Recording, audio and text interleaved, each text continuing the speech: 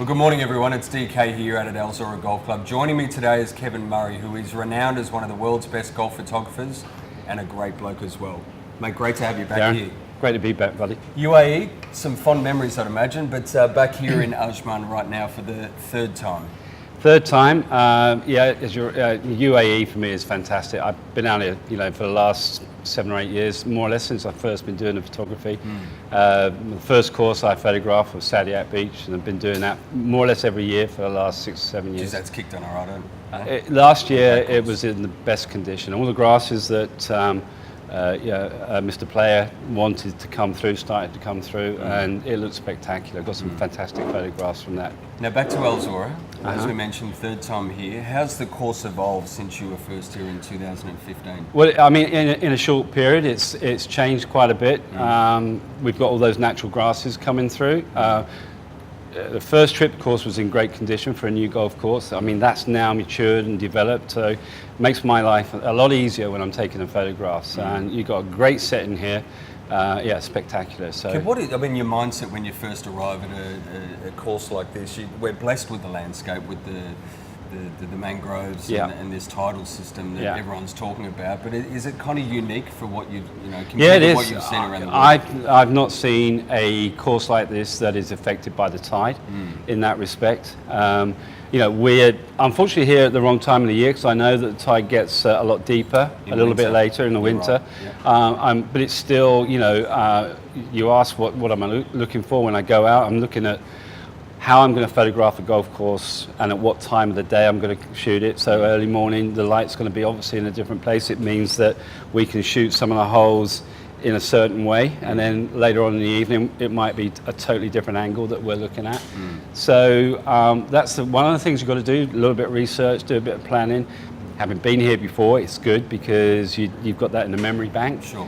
But always a challenge, you're always looking for new angles, but this offers up an awful lot of potential. I mean, it's a great looking golf course, and if you're out here in the UAE, it's got to be on your list to come and play and visit.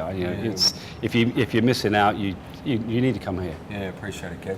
Now take us back. Your background was in the ad industry as a creative director, and then all of a sudden you're now revered as one of the best of the best in the photography world.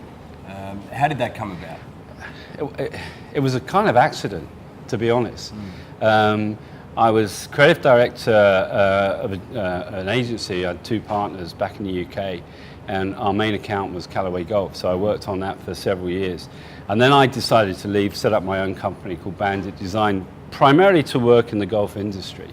And then again I started working for Callaway again, and one of their main clients was St Andrews Links, and we did a joint project. I mean, fantastic.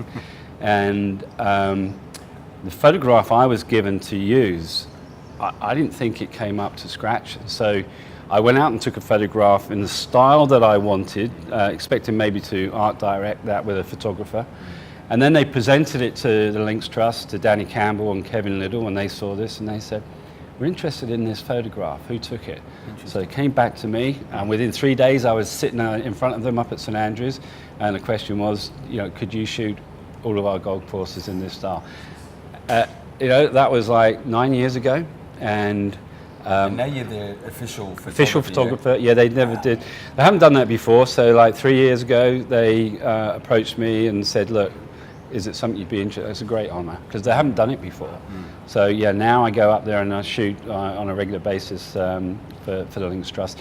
We're trying to build up an archive of images, which surprisingly they've never done before. So that's what the project is now. It must be a real privilege to go down to the St Andrews, the old course.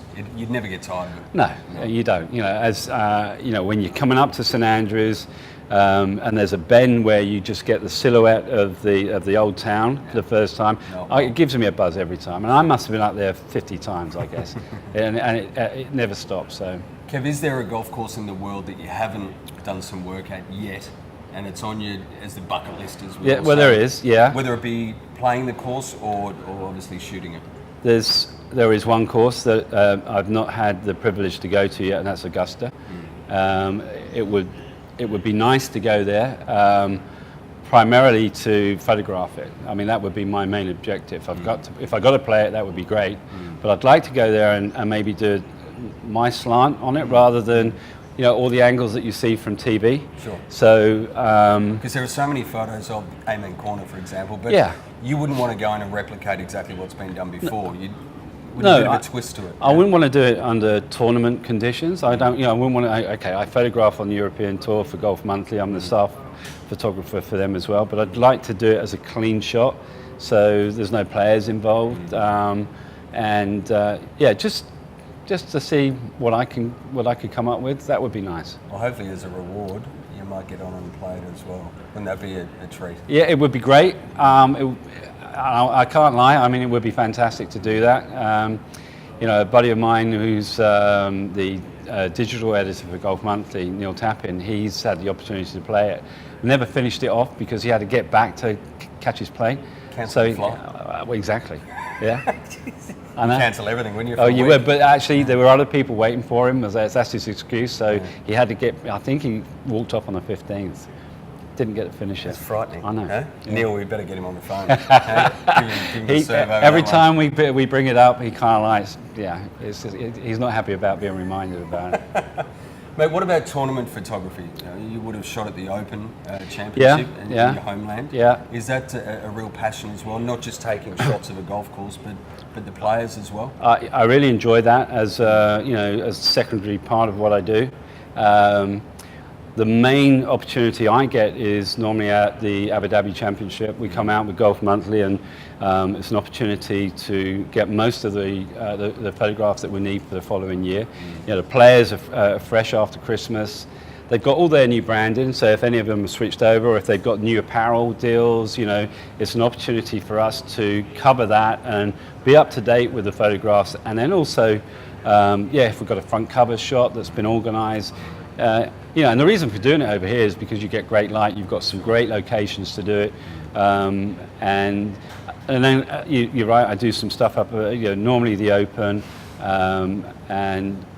but most of the other tournaments I don't get involved in. That's something that the Getty boys cover. They do a fantastic job in that, and so I just really stick to when I get a brief to do. Maybe it's an apparel shoot or something like that. Yeah.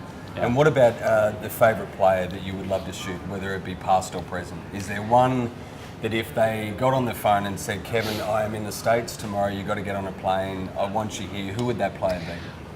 Well, there's loads of players that, the legends that you'd love to just meet and then have an opportunity to talk to and then, of course, photograph. But the one that really sort of stands out would be Ben Hogan. Good choice. Yeah, I'd love to have maybe, just taken photographs of him. You see some great shots of him, mostly black and white. But that guy was just an absolute legend. He's, responsible, I think, for the modern golf swing. If you look at what he was doing back in the day. So again, it would be, that would be great to spend a day with him, play a few holes with him. Yeah, I don't think. I mean, the story is that he wasn't the easiest guy to get on with, but that wouldn't matter. Still want to. He'd probably get on with you, Kevin. I would hope to think so. Enemies, would you? I don't think I. Who did you admire when you were growing up? Was it Jack or? No, it was Jack, but I mean, I didn't get into golf till a lot later. Until in my 30s, I was doing all other sports. But I think the one person that really stood out for me in that generation, where Nick Faldo did, obviously. Sure.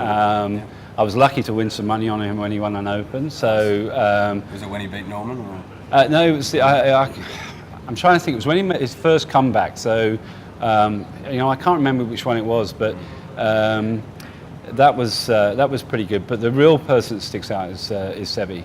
And I had a chance I worked with him several times when he was an ambassador for Callaway Golf. And so I had to go out to Padrina with a photographer in those days and art direct a couple of days worth of photography with him. And he was fantastic.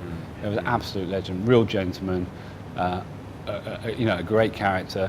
He had presence, and if he walked into a room, everybody would know that he was there. It was unbelievable and real sad to have lost him so early. But his legacy lives on, that's for sure. Oh yeah, it really does.